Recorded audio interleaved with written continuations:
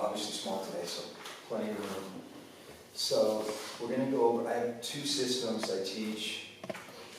There's DVDs, I've made a video on a couple of the parts, but not all of it. So it's about self-defense for real, all right? So it's kind of all the martial stuff applied only to self-defense. So, you know, like if you, not you guys, but if someone's never done a minute of any kind of fight training or self-defense, primarily for them.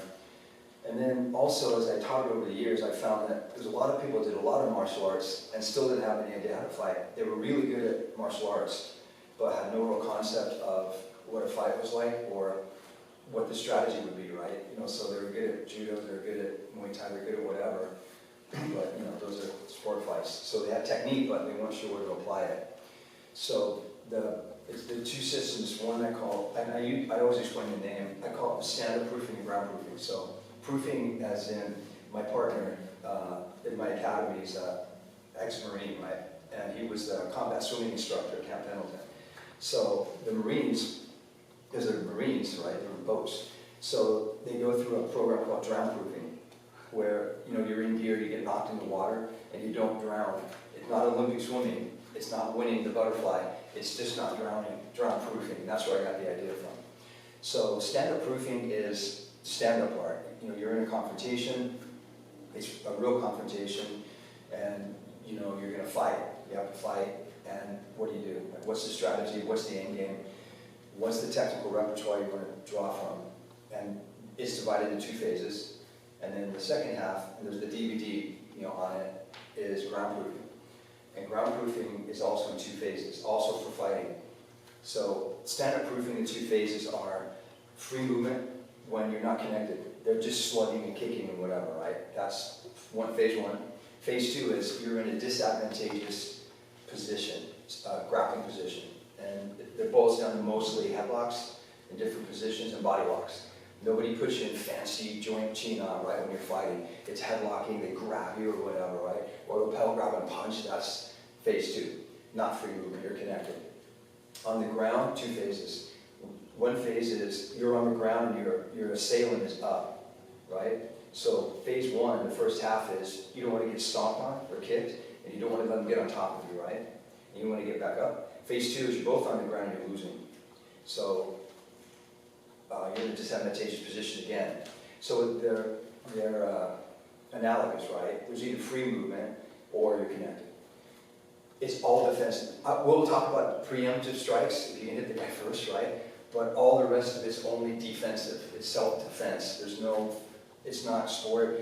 We're not kickboxing. We're not grappling. We're surviving and then trying to escape. So we'll talk about that a lot. So all the techniques are fundamentally defensive on the ground as well. And then later on, you want to go into offense. You know, once you have defense, you can't go on offense unless you're winning, right? You have no chance. So we start with the defense. Then later on, you know, I have like 2.0, and you go up to offense, and then it becomes a duel. You're in a sport fight, right? You know, you're doing MMA. So that's the overview. So we're going to cover today these guys have done the ground proofing several times. So you know they know it. If you ever need help, and it's less on the ground. So the stand-up proofings today, you can learn the entire method this weekend. It's not super complicated. It doesn't mean that, you know, like if you learn it and now you're good to go forever. You need to practice it some, right? Obviously, but you can learn all the basics of it, right? And especially, so the most important part is not, there's obviously technique, it's the concepts behind it and the mindset of what you need to do. That's way more important than a million techniques. The million techniques is why people who, you hear about it, and I, you know, my long career doing it, you know, I know people that's happened to, they're really good at whatever martial art. They get the shit beat out of them the first time they get in a fight by someone who's clearly inferior physically and didn't know anything, right? So it's kind of tragic because they didn't know what to apply, right, or what to do. So that's the concepts are the more important part. And then the thing that tangential is weapons. Like if the guy has a knife, we're not going to do that now, right? That's obviously a valid concern, but you got to start somewhere. So you start with, they don't have knives. There's not a group of ninjas. People always have the idea, it's like, dude, what, there's a 10 guy down, you know, it's like, I guess, yeah, you know, die like a man, you know. Yeah. Take me down. And so that's the overview. So warm up a little bit, we'll talk about concepts, and then we'll go into it. So, and then first phase one, you're confronted, right?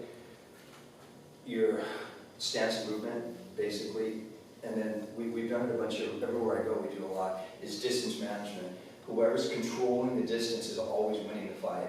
It doesn't matter if it's nuclear war or we're gonna just brawl in the street. So you have to understand distance management. And then also things like, you know, I'll have my students practice like verbal de-escalate. One of my black belts in Portland is a SWAT officer, right? So I've gone to their training. They do scenario training, and it's terrifying. Like these guys, you know, they're your friends. They pretend like they're whatever. They yell at you, and I'm like, you know, the first time I went, I was like, I've known you were afraid of yell. It's like realistic because that's what they run into, right? So I have some of that with sometimes with my students when we talk about de-escalation. We'll talk about what I recommend you say, but you guys are all smart dudes. You know, you can say whatever's appropriate. But you should be, obviously, we're not going to do a lot of that either. That you guys should know how to do that. It's the physical skills and the distance and all that today. But I'm always assuming that you're trying to de-escalate it, right? Like you're not trying to get in a fight, obviously, right? So, you know, you're trying to de-escalate so that you can stop from fighting or you have time to get a weapon or run away. That's that part we're not going to do a lot of. Although we'll talk, I don't know what the laws are here, but in California what the laws are as well. You know, and then things you probably should say out loud if people are around. Maybe helps with not being in legal trouble later in case you do real damage to someone. So that's kind of the overview. And any questions first before we start? Okay. So let's warm up a little bit first, just to warm up, and then I'll talk about the concepts, and then we'll do drills with the concepts. That's kind of how I teach it. And then, you know, by the end of the day, we'll do it not fully live, but a little bit. So you can see at the beginning of pressure testing, you have to obviously keep it safe as possible, but you need to have a couple things to really be able to defend yourself. Pressure is one, and randomness is the other one, because those are the hallmarks of a real fight. Real fights are not done cooperatively when you know what the punch is and the guy lets you do it. That's how you learn it, obviously, but you've got to start with a little bit of pressure. And then you have the idea later on you want to train on your own. You don't need to have, you know, you see your buddy, right? But maybe a pair of gloves. And then you can train at different levels and get used to it, the pressure. And then the next thing is, for the most part, some of it's a little technical. You've got to understand, you know, some basic movements. But for the most part, they're non-perishable skills. Meaning, once you've got them in your muscle memory, right? After, not just today, but say, you know, you train a little bit, they get in your muscle memory. As long as you're in good enough shape to actually do the movement, you should be able to do the movement. 10 years from now, if you're not practice much anymore, they're not perishable. As opposed to, you know, like when I teach jiu-jitsu, you'll always have jiu-jitsu, but say you're a competitor, you can't hope to go, you know, I haven't trained for a year and win a tournament. There's some perishable skills, right? Not because of your cardio, because you're just going to be off time and you're going to, right? These skills are not like that. They're, for the most part, gross movement, motor movement skills. Because when you redline your adrenaline, I don't know how many of you guys have been in a fight or in the military or whatever. When you redline, you won't be able to dial 911. You know, it's hard to do anything. You couldn't use a 14 beams. You're going to be. So these movements have to be two things: gross motor movement, not fine motor movement, and based on your natural inherent genetic reactions. You know what I mean? Like your flinch reaction, your squat reaction. And then you train, and then, you know, you can keep those skills after not too long a time of training, at least enough you use to defend yourself. Remember, we're not in the ring with, you know, MMA pro. This is somebody that's dangerous, but it's a fight, right? Fights are a lot different than a duel. Yeah. All right, guys? Okay, guys, come on. So brief overview of posture, like always. It's still super important, right? We do this every time. We'll do it a little less today, but we're going to talk about it. You can't generate maximum force or be completely stable unless you line up your bones correctly, right? And you have the right amount of relaxation and tension. That's just the way it is. So that should be the foundation of everything. It's like when we do internal and we spend like half the morning on it and all that, right? So we're going to just go over it briefly. You want the crown of your head to, like we have, remember, we tie a big balloon to the crown of our head. right between your ears. It should be lifting, so your neck's lengthened a bit, so you're long, right? Belly has to be in a little, you can't let that go. And your rib cage, 360 is pulled as far away from your hips as possible. That's how it should feel. So not in the front, not in the back or the sides, the whole thing. Yeah. So we just kind of lift the sternum, keep your chin tucked, and when you stretch it, your core is engaged. And that's where, of course, most of your power comes from.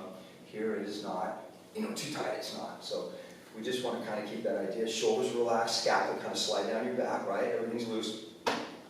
And then overview, I just we'll be a little bit aware of it, right? And now, your balance will be better. You'll be able to generate more force. You'll be more stable, all that stuff. So you guys know this, right? When it's done, this kind of thing. So it's still, it doesn't not apply in the street fight, obviously. All right. So feet shoulder width. And we're just going to do some swings first. So again, the idea of these is not just warming up. It's generating force from the center. Arms are loose. Pull straight through the crown of my head that comes out of my perineum. So I can't tilt or lean. I got to rotate on the pole down the middle from my hips. So like someone grabbed your pelvis and they're rotating it like a valve, right? And then just turn it about 45 degrees first. Knees stay open, feet stay flat. Nose follows your navel. You got a glass of water on top of your head, doesn't spill. Right. Your arms are full of wet sand. So your hip movement is generating the arm movement only. That's all we want. And kind of warm up your core. Keep your neck a little bit long. Keep your torso long.